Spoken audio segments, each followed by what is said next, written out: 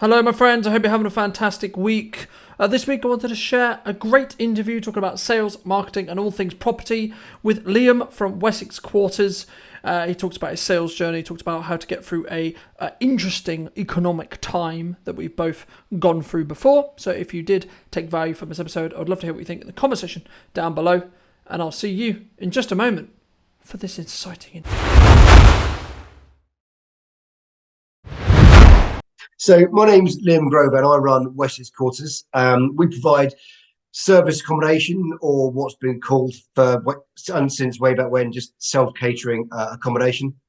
And we provide that for mainly for people that come to work in Salisbury and in the area for either a couple of nights or a few weeks or 3 months. And there's two ends to our business. There's two sharp ends to our business. One end providing accommodation for people that need it. On the other end, also providing a service for landlords and investors in property to help them maximise their returns and have their properties well looked after. There's sort of two ends to business. But the main end is providing accommodation, service accommodation. Thank you ever so much for your time and coming on the show. It's an exciting industry to be in. I think yours is anyway, because am I right in saying that people think it's free money? Yeah, there's a lot of people out there that there's a lot of courses being touted that you can pay 1,779 to go on. That will tell you that it's the phrase that gets banded about is passive income, and how passive you want it to be. I think depends on just how little on how little money you're prepared to make on your buildings. Yes, you can keep outsourcing stuff and you can make it passive, but at the end of the day, there's always going to be something for you to deal with. And you can outsource things to agencies and management companies, but every time you do that, you're chipping away at your own margin. Yeah, people do think it's a fire and forget property strategy. We don't see it as a property strategy. We see it as a hospitality business.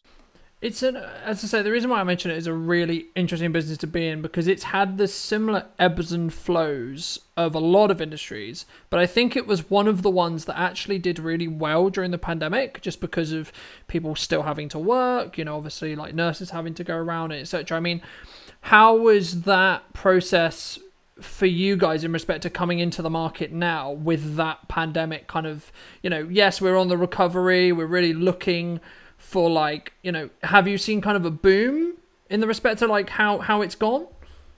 We have. I mean, we were about pre-pandemic. We were a lot smaller than I think we had two, three, maybe four units. I might have been just two or three, and it was a side hustle for us at that stage. But when the pandemic hit, I remember ringing my business partner going, "We're not going to make this. There's absolutely no way we're going to get through this."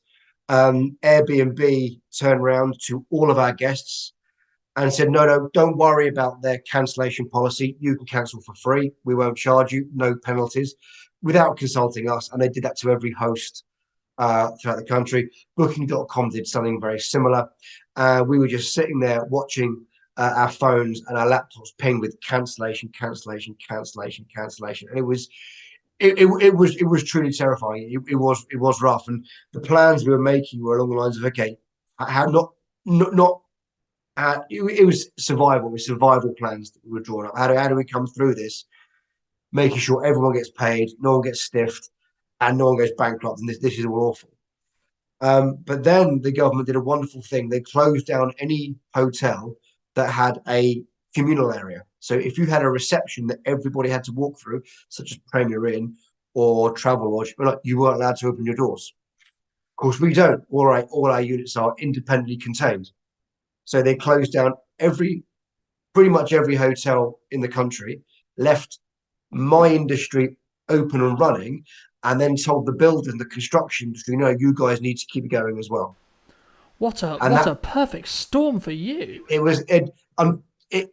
it sounds awful, but it was an absolute gift. We were the only guys. We were the only place they could stay. We were comparable on price anyway, and we didn't take the mickey. We didn't ramp our prices up. We were just grateful to be able to get through this period. And since then, we found that our customers haven't wanted to go back to Travelodge. and Premier Inns and the cheap hotels. Actually, they quite like coming somewhere and having a kitchen and having a front room they can all sit in, a room they can go to, a kitchen they can cook in, so they're not going to go to McDonald's, they're not going to go to Harvester or rubbish restaurants. They can cook for themselves. They don't really want to go back to those cheap hotels, and they've stayed coming back to us, especially for lads that are coming down and they've got to say a 6 month contract, and they're coming down from up north and they're staying here Monday to Friday every week for 6 months. They don't want to live 4 nights out of 7 in a Premier Inn or travel. It's depressing. They want to come down, be in the house. They want to be in the same house every week. Get here with their bags. Everything's laid out for them. The linen's clean. The house is clean. Everything's. They can just come in with their bag, bit of food, and that's them set for a week. It's more comfortable. So COVID initially, yeah, we thought that was going to be that terrified us, and the start was rough, but actually it turned out to be a gift, and we're still benefiting from it. Our customers, our customers discovered us, if you like, during that period, and as an industry, have stayed with us.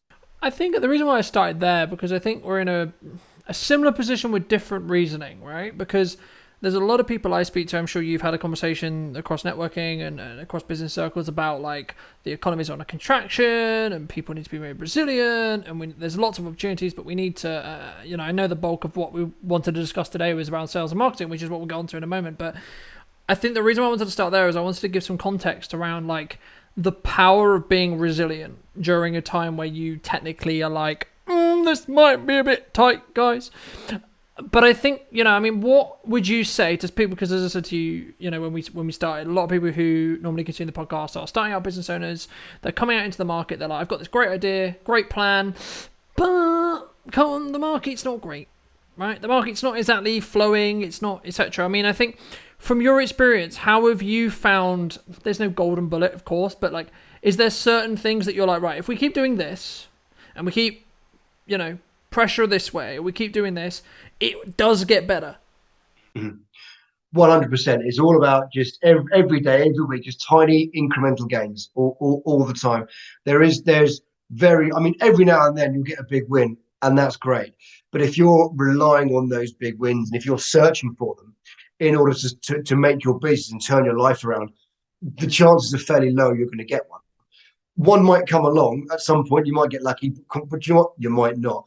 Whereas if you do what we've done, which is just small and constant incremental gains, they layer up over time, and then they start to compound and they start having a snowball effect. I would expect you could apply that to any business, any startup, and any industry. With us, we take we take on a unit, we get it furnished. That's quite a lot of outlay for us. We do that, and then we stop and take a breath, let things level out a little bit, get used to that, make sure we're selling that house and the occupancy is where we want it to be, and then we'll go out and we'll start looking for the next one. And it's just that constant, just gentle layering all the time. And off the back of that, other opportunities, especially as you're talking to people, will present themselves. And with your constant layering and just incremental gains, at some point you'll find yourself well positioned to take advantage of those opportunities as they present themselves. Yeah, and I think that's a really important point of view, because I think a lot of people, as I say, when I've been coaching people or talking to people in general, at the moment, there's kind of like two mindsets right now, which is like doom and gloom, the world is over, we're all out of business, rip, basically. Or, hey, actually, yeah, this is not going to be easy. Yeah, this is going to be a bit nit and gritty. Yeah, it's going to be require, get your hands dirty kind of relationship to the actual work. But quite a lot of opportunities still. Quite a lot of opportunity gain to take market share, to grow, to scale, etc., etc., etc. Now, of course, we can speak that from a more experienced point of view, as in we both went through the pandemic, survived, hooray, right? But I think fundamentally, I know you do a bulk of your work is around like photography and really leaning into photography really well because it showcases what you do really well. But what role in your marketing strategy does that play? Because I know we were going to discuss like a lot about like how you use your content, but I think the photography element is the really important bit for your industry, because it's all very well and good to be writing a nice post or etc. about it, but you need something visual, right? Yeah, photography for us is really important. And we just, despite knowing how important it is, to be honest with you, it's actually an area of our business that we don't pay enough attention to, despite knowing its importance. if I'm deadly honest. But in that knowledge, we've recently taken on someone who's now going around systematically professionally photographing all of our units because we do understand the importance of it. And this particular photographer we've brought on, they have an intimate knowledge of our business. They know what we do. They understand it. They know us personally, so they know what we're looking to project because that's all important as well, especially on a business our size. But that's our shop window. Those photographs are, when you go on Airbnb and when you go on Booking.com and you're flicking through, if the photographs on my listing don't catch your eye and don't make you go, oh, that's what I want, you're just going to keep on scrolling, and you're gonna scroll on past. And Airbnb and Booking.com, that's our customer capture. That's usually our first point of contact with a customer. So they've got to be eye catching. They've got to be honest because there's nothing worse than turning up somewhere that looks one way and actually turns out the photographs are taken at a clever angle. They've got to be honest. They've got to be bright. They've got to be airy. It's really important because that's our first contact every single time with a new customer. So it's essential to our business, and that's done properly and done right.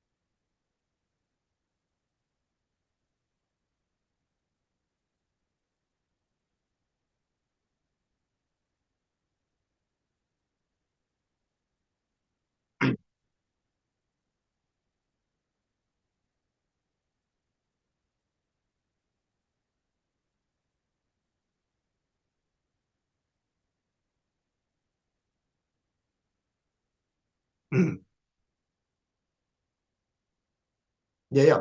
I think in terms of the photography, in terms of that shop window, it's a case of not being too clever with it. People, when they're searching, don't they that beautiful arty shot that you've taken of the lamp in the front room. It's a beautiful photograph, but and it may well get the attention of the customer in the first instance.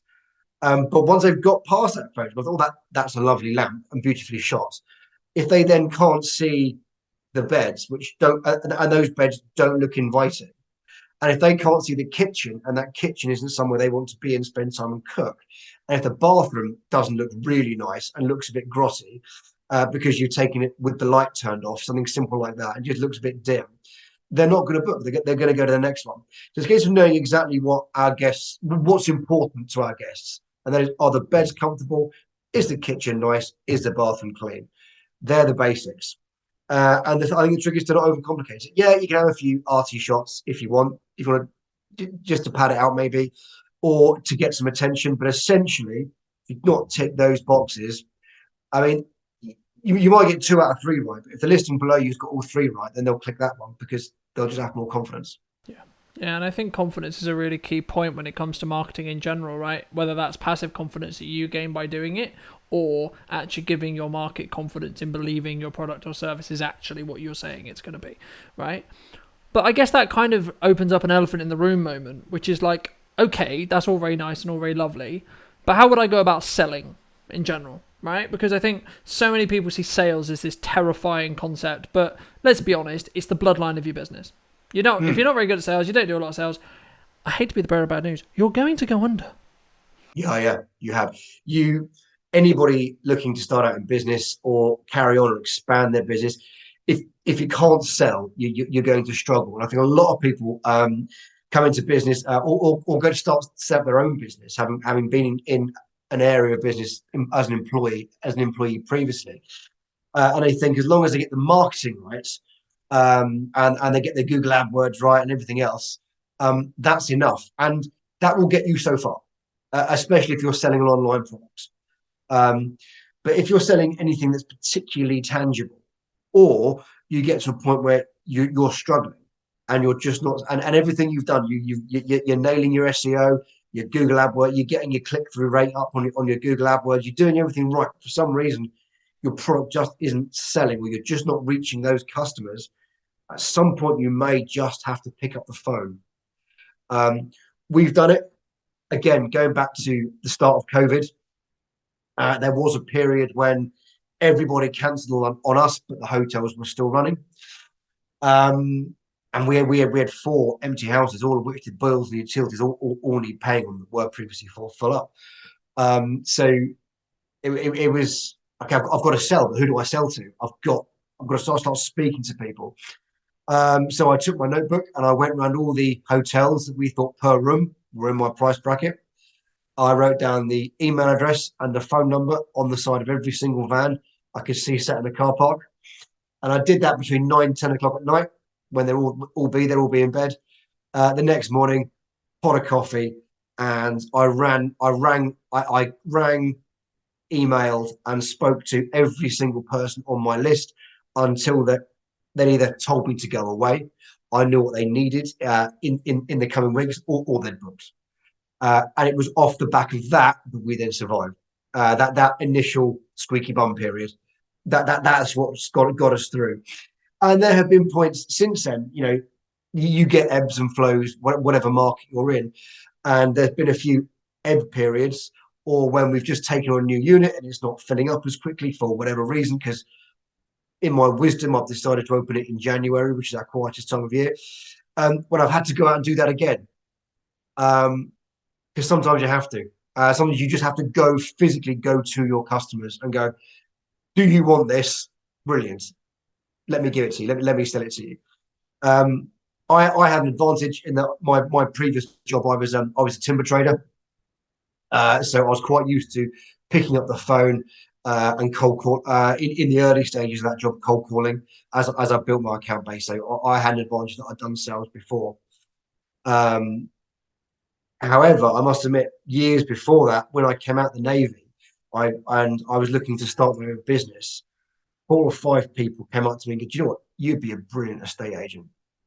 And I'm not going to be an estate agent. How dare, that's sales. So do you know what? They were all right. I'd have smashed that job.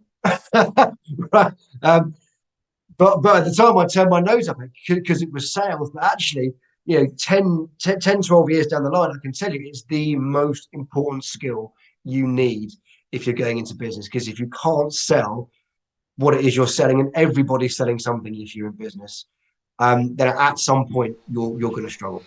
I think it's important to say, though, that cold selling in this respect is a lot harder, number one.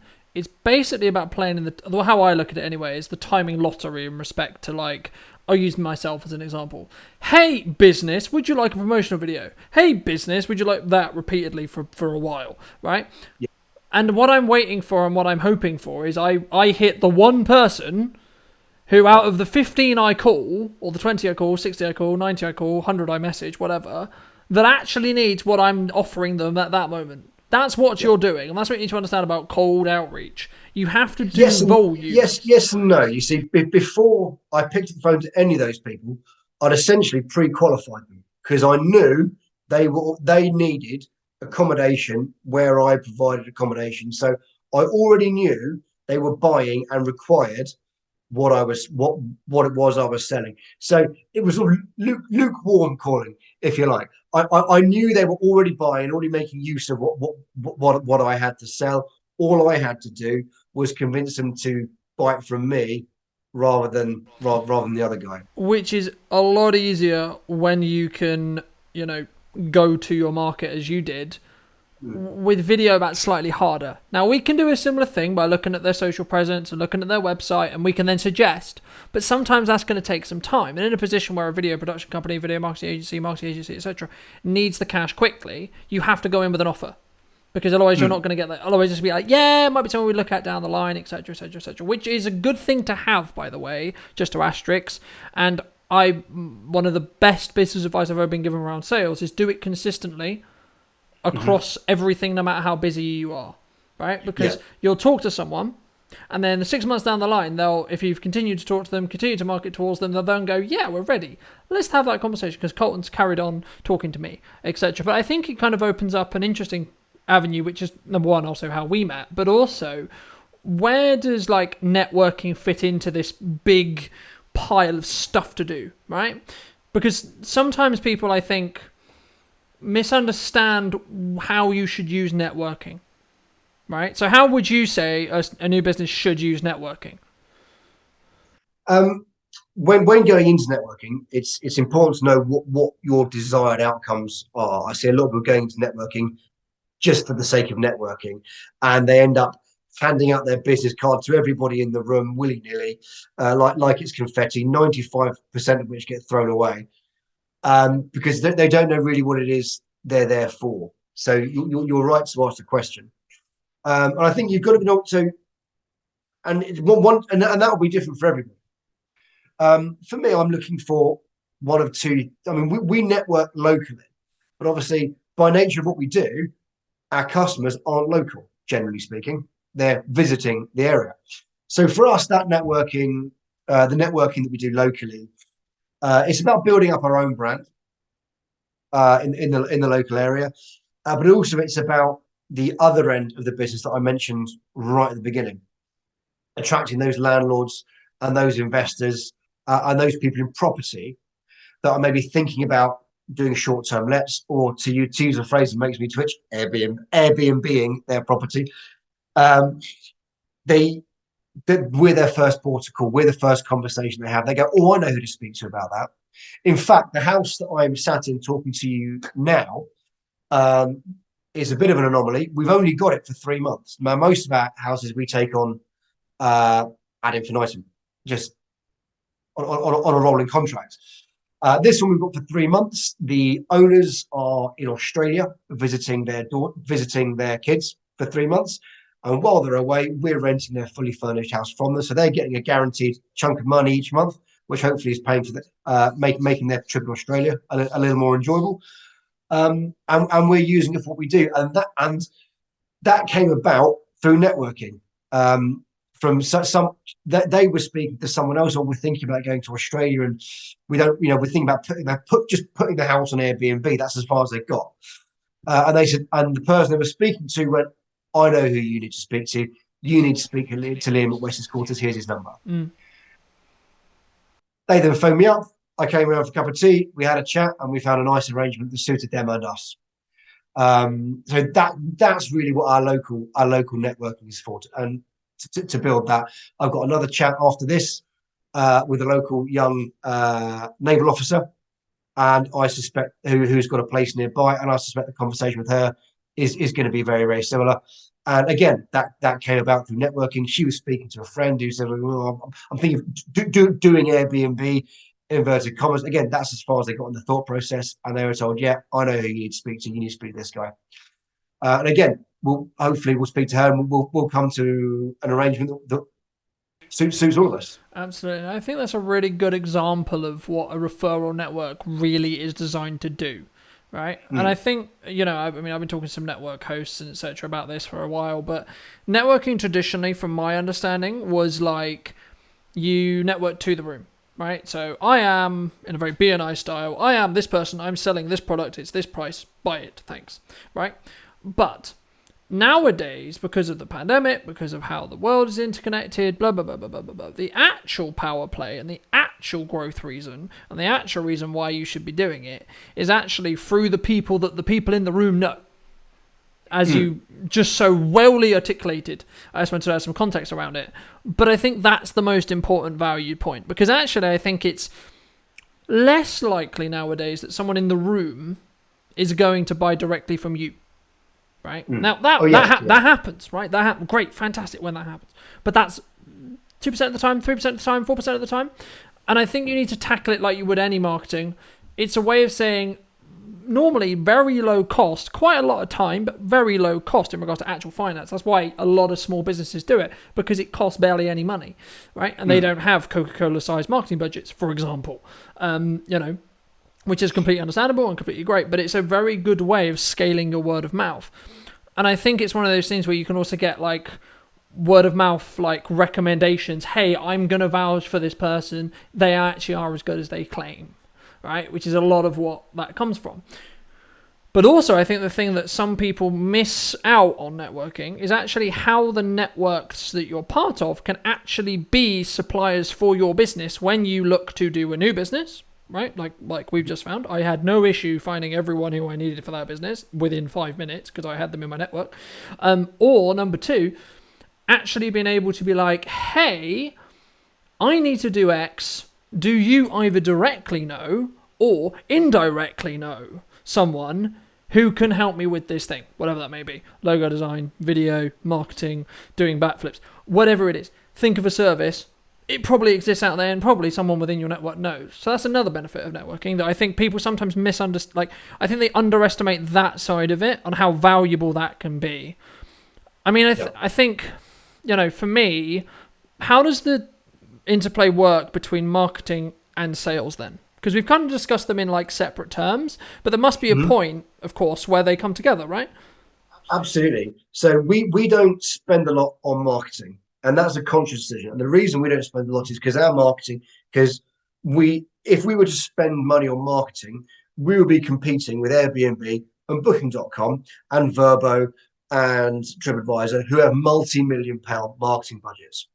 It doesn't matter how much I spend on a Google AdWords campaign, or how specific I make it, or even how specific what you type into Google is. If you are literally trying to find me specifically, the chances are the Booking.com link will appear before my website for the sheer amount of money that they spend. So our attitude is fine. Okay, great. You guys spend the money. Thank you very much. You do that. We'll provide you with, as we spoke about earlier, all the lovely photos you need to go and showcase our property for us. And we use them as customer capture, if you like. So people will book with them, and that's their first point of contact. And then once they're in, we'll make contacts. We'll ring them up and generally just to make sure that everything's okay with their stay. The house is fine, nothing wrong with it. There's no problems.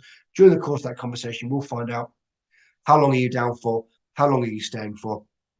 And quite often during that conversation, they'll say, oh, we're down for the next 3 weeks, but only Monday to Friday. Or we've got a job working at this place, but we have to work when they're closed. So we're down here for the next 6 months working Friday to Sunday. And that's the point at which you go, okay, brilliant. Well, do you like the place? Do you want to carry on staying there? We'll have a conversation. And this is where now we're selling. Now we're stopping them going back to Booking.com every week and flicking through the listings and finding someone else. We're going to make sure they book with us. And if they can't stay in the house, they're in. Okay, well, that one's booked. We've got this one here. And what I'm then making sure I'm becoming, my gentle sales pitch, if you like, is to make sure I'm their point of contact for any accommodation they need in the area for as long as their company is down here. Half the time, the phone number I've got isn't for the lads staying in the house. It's for the girl in the office that booked it. So I'll have a chat with her.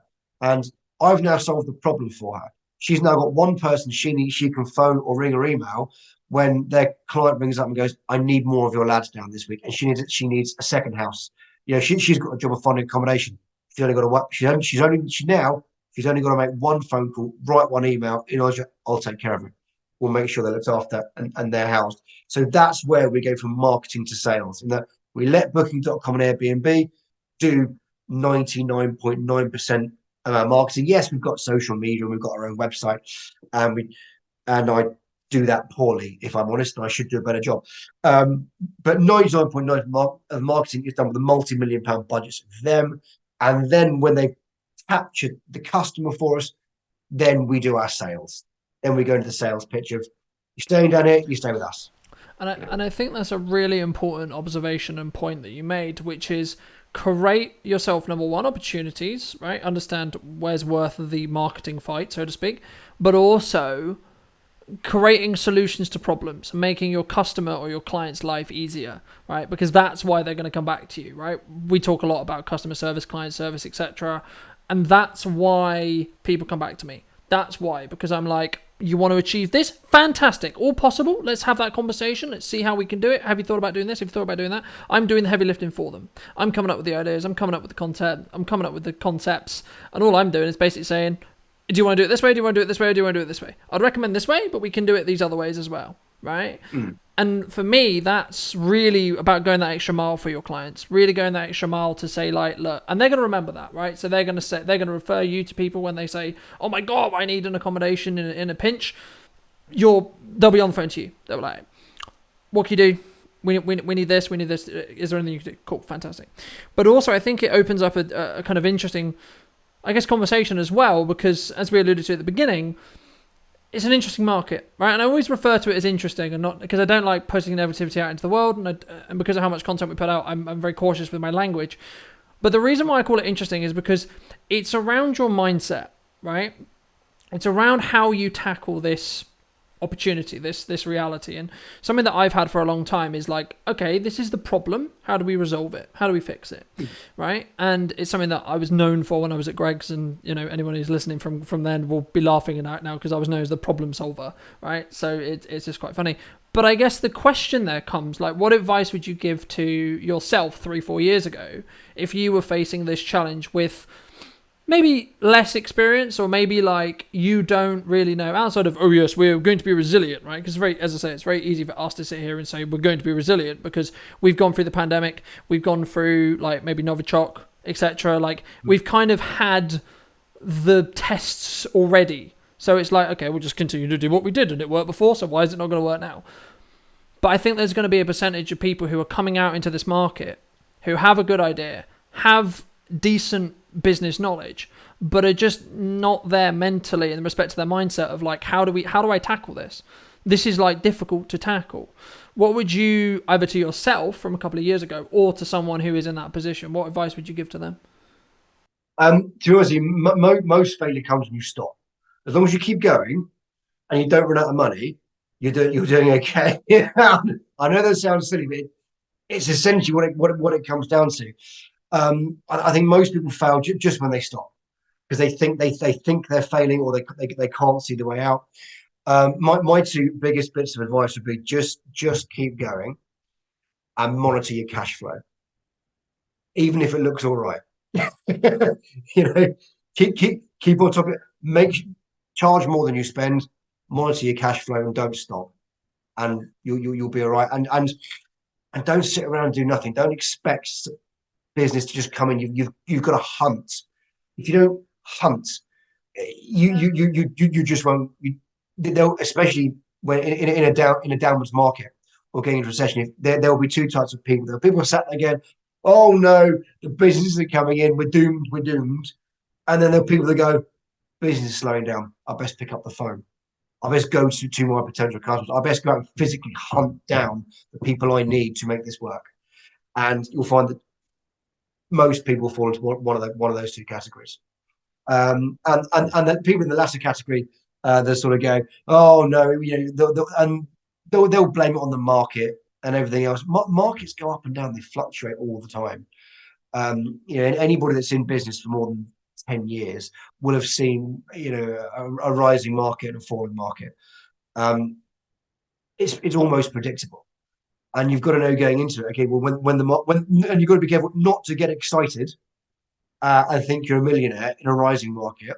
But again, by the same sort of train of thought, when you're in a falling market, not to think you're doomed and you're failing and you're going to go bankrupt.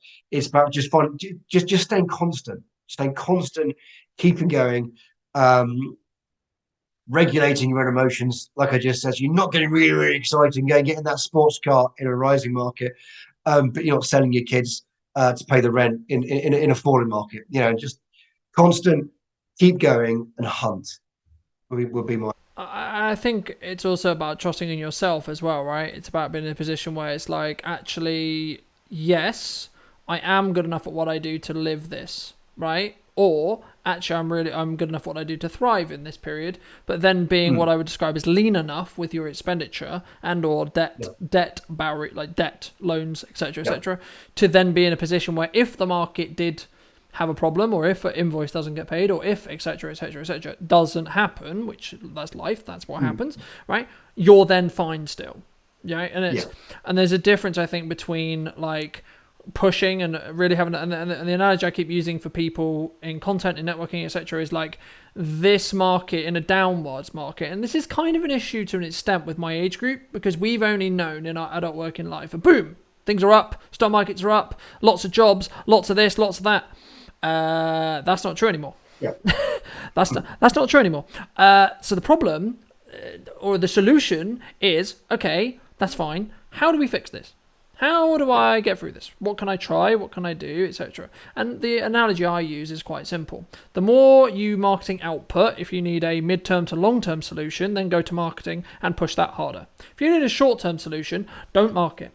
I promise you, don't market because you don't have time. Marketing takes time to work. You can be the best marketer in the world. It's going to take probably about 3 months before you see the results from whatever you do. Not just what I do. You've got to build that recognition and trust, Yeah. and that takes a bit of time. It takes time, right? And this is where having the ability to pick up the phone and get money to appear out of thin air, which is what cold or even lukewarm selling is literally creating money out of thin air, Yeah.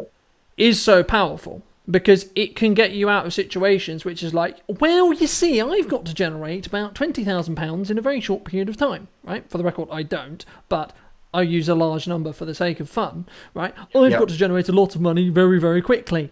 Okay, how do I go about doing that? Right, tell you, here's the golden solution, guys. You create a offer that would be really expensive, not a lot of expense attached to it in comparison to what it could be. So if it's normally going to be £1,000, you charge it at £500, and then you sell twice the number of them, and you work twice as hard. There you go. We had a very similar thing within the last 3 months. We had a typical thing. We had a large client who was having four to five houses offers Monday to Friday every month, which equates to roughly, give or take, a few £1,000s. It's around the £10,000 mark that we had coming in every month, which is it's just a company my size. It's nice to have that coming in. And then they rang up. We've been thrown off site. We're no longer doing that contract, and it was all over. I'm like, and this was really, and I had to do exactly that. I said, right, well, I now know I've got to make this much money within the next, or I've got to guarantee this much is coming in within the next 4 weeks. I did exactly what you just said. I wrote the number down on a bit of paper, and I picked up the phone and started making those. There wasn't time to do marketing, and just started making those calls and making those sales, and yeah, we did. We got through it. It was good, and actually, and this is the thing that I think my business partner hates me for. It was also quite good fun as well. It's a bit of a thrill at times and not something I always like to repeat, but it gives you a level of confidence if you can do it and achieve it and get there, to know that no matter what happens, you're going to be fine. As long as you can see the problem soon enough, like if it's like a day, okay, maybe you've left it a bit too late and you might be in a bit of hot water. But if you've got like 2-3 weeks to a month, okay, we've got some time to play with right now. I've got to get my arse into gear and do something. Yeah. Which is a great confidence builder, right? Which was the final point I was going to make, which is like, that's an incredible confidence builder for moving forward. Because once you've done it once, you're like, right, I can turn this on. Yeah. And again, we knew we could do it because we had to do it going into COVID. So we knew that was there. Not something you want to rely on because it's a little bit stressful. But it's to be able to pull that out of the bag when you need it is an essential skill. I mean, and what I've found since running my own businesses is that obviously you do the thing of your business. With you, it's making videos. With my previous company, it was making fence panels and putting up fences. You do the thing, but actually as a business, that's not your job. And in this current business, it's not my job to go and clean and turn the houses around. Mainly because when I do it, the guests complain. I'm not very good at it, to be honest. But I have a great housekeeping team who are brilliant at it, and they do it.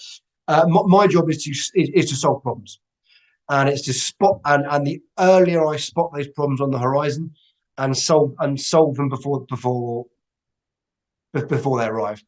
And that's your and people that set up in business, and you see this a lot in the building company. You get the world's best joiners, electricians, and carpenters who are absolutely world class at doing their thing, and they set up on their own, but suddenly their job becomes not necessarily doing their thing. It becomes solving the cash flow problem that's looming on the horizon, or one of the multitude of other things that come up when you're running a business, and that's also your job. And the bigger you get, the less doing the thing is your job, and the more solving the problems is your job. And it becomes a different skill set, right? There's a difference between running Yeah, a business and being a tactician or in whatever it is the business operate and sells, right? And this yeah, is one of the benefits, I think, of actually understanding what role you suit best. For me personally, I've always enjoyed client interaction. I've always enjoyed that problem solving. Oh my God, there's a fire, let's put it out, that kind of thing. That's always something that's kind of been like, yeah, okay, this is what I'm getting quite good at, and strategic thinking and strategic processing and that kind of thing. So that's why I run a company, right? That's why I run the company. But actually, I can bring in people who are 15 times better than me at the actual craft of creating video content then. Because I don't have to, no longer is it my bottleneck in that respect. By no means am I a bad videographer. I'm good. In comparison to the people that I know, though, I'm not, right? And the people I could bring in on projects. And that's, I think, the difference. I think it's about understanding where you are and understanding also what you are going to enjoy to do. Because I think if you enjoy running a company, like traditionally when I started the first couple of years, it was like, yeah, I love creating films, I still do, but actually I love running the business more. I love being sales and marketing and being the face of the face of the company more than I do, and talking about what we do and how we do it and why we do it, more than actually tacticianly behind the camera doing it, if that makes sense. So it makes perfect sense, and I can completely understand what you're getting at. One of the things about what I do is, once the house is set up and the guests are in, that's it. That's that. The thing is happening.